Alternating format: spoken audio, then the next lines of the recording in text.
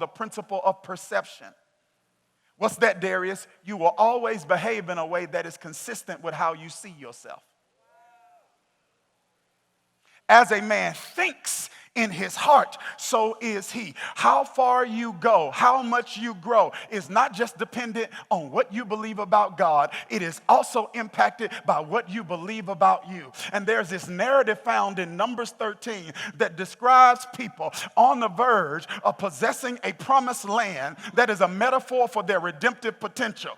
And this promised land is occupied with giants because the promises of God are occupied with opposition, and your willingness to overthrow the opposition determines whether or not you possess the promise. If you're scared of a fight, you're scared of the next level, because the next level is always on the other side of a battle that will intimidate you if you don't have a revelation of who you are. This is what it said. They didn't fight a fixed fight. They looked at the giants in the land and they said, we are as grasshoppers in their eyes and in our own eyes. I want you to catch this. They didn't lose to the giants out there. They lost to the grasshopper in here. Y'all missed that? I want you to catch this. I want you to catch this because we got to right size some theology. They didn't lose because they saw God wrong. They lost because they didn't see themselves right.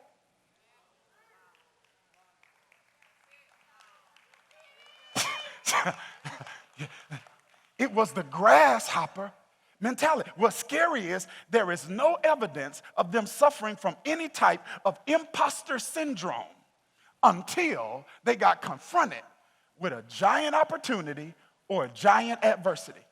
Because a giant opportunity and giant adversity are actually mirrors that show you what you really believe about you.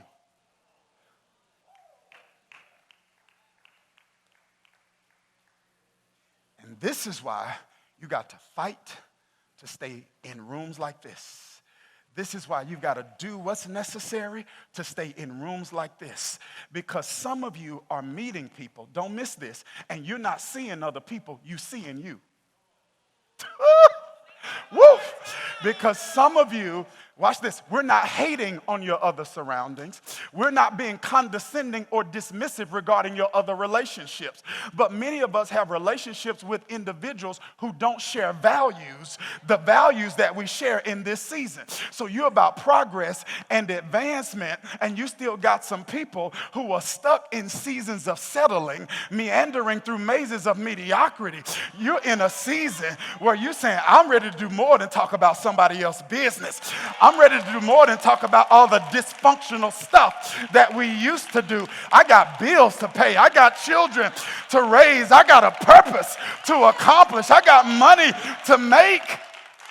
So you got to be intentional about being around people who help you see who you are. I don't have time to deal with this, but some people are in love with an inferior version of you.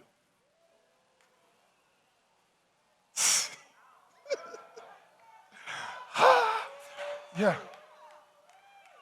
The only version of you that they know is the version of you that doesn't know who you are. So they've attached who you are to your dysfunction. Now, once you break that dysfunction off of your life and you become a healthy and whole version of yourself, now people start saying things like, you changed. And you should be saying, and you didn't.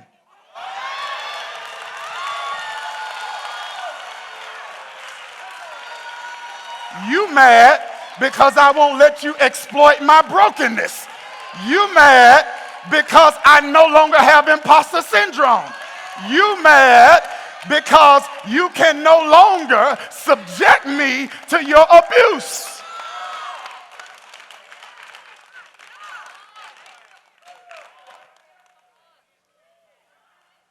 You mad because you wanted me to win, but not this much.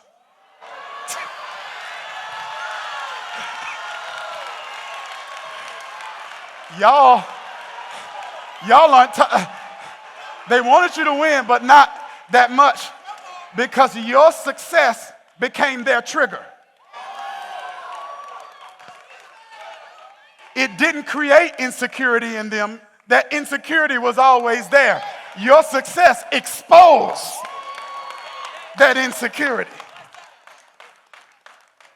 That's why you got to be intentional about staying in rooms and being part of communities like this with people who help you see you.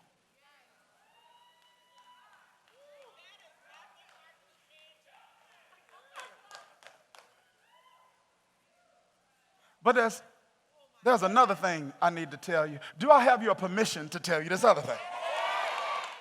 Do you want me to tell you this other thing? Do you want me to tell you this other thing now? Do you want me to tell you this other thing right now? Okay, here it is. This second one is the principle of partnership. You can't do your best work or be your best self by yourself. Success requires a squad. A dream that is bigger than you will always require more than you.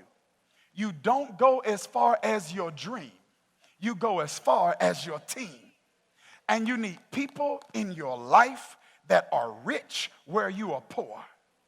You need people in your life. I'm trying to see, is there faith in the room? I'm trying to see, can you see beyond your present season and stage? I'm trying to see, can you see your dream manifesting to the degree that it requires a team to properly steward everything that's in your heart? I want you to catch this. Because if so, there's something you need to manage, you need to learn, and it's called relational intelligence. And that is the ability to determine who should be in your life, what place they should occupy, and how to manage those relationships accordingly. Who should be in there, what place they should occupy. See, sometimes you can have the right people on the bus of your life, but they're in the wrong seat. And the seat they want to be in isn't always the seat they're assigned to be in. And some people feel entitled to seats that should be earned. Love should be freely given, but access should be earned. And the reason some of our dreams can't come to pass because you have no discretion and no standards regarding who get access.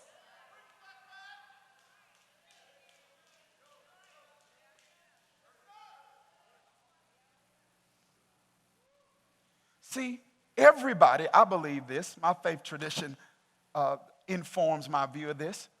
I believe everybody is equally valuable. I believe that. As an image bearer of God, off the street, Wall Street, equally valuable. CEO, janitor, equally valuable. Magna cum laude, summa cum laude, thank you laude, no laude, equally valuable. But although all of us are inherently equally valuable, everyone does not add equal value to you. So it takes relational intelligence to be able to discern who adds unique value. And when you get a revelation that someone adds unique value, you have to value that relationship uniquely. If you can't wake up and replace that relationship in 24 hours, you need to treat it that way. And that's some people's greatest mistake in mismanaging you. They didn't know the unique value you brought to their life until you were no longer in it. And then once they got a revelation of the value that you brought, they tried to spin the block because now they see who you are, but where they messed up is their actions showed you who they were.